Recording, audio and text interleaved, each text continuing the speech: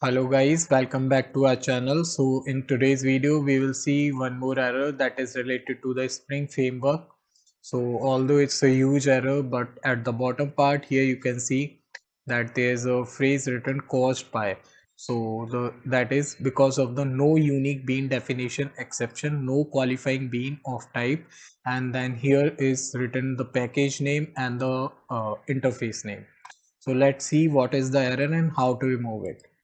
So guys, basically in this project, I am having an interface from the name Funds, and this interface is being implemented by two of my classes. One is the client class, as here you can see that I am implementing Funds, and one there is another class that is the Adobe class that is also implementing the Funds interface. Now whenever I jump to my main method, here you can see that there I'm just creating a bean from the name company, and I'm trying to call a method is fund available which resides in the employee. Now I'm using the auto wiring concept over here. Now whenever you use the auto wiring concept and create a object of the fund of a interface, then this program gets confused that from which class do you want to call the method, either from the Adobe or either from the client. So you have to explicitly specify over here that from which of the class you want to call the method.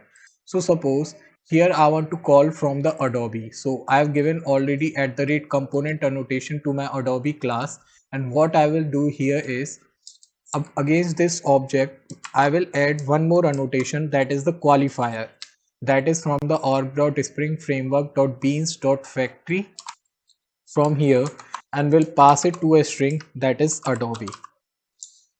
So let's now save this program and we'll try to run this program again, and let's see if our program works successfully or not. So here you can see that the whole processing gone, and here I got two output, that is E0609, and here is the fund for you. So basically when we jump to the Adobe class, here you can see that we have got the same output, that is here is the Adobe fund for you. Similarly, if you want to call for the client class, then what you can do is simply add a qualifier, and will tell is that we want to qualify for the client class, and we'll try to run this program again.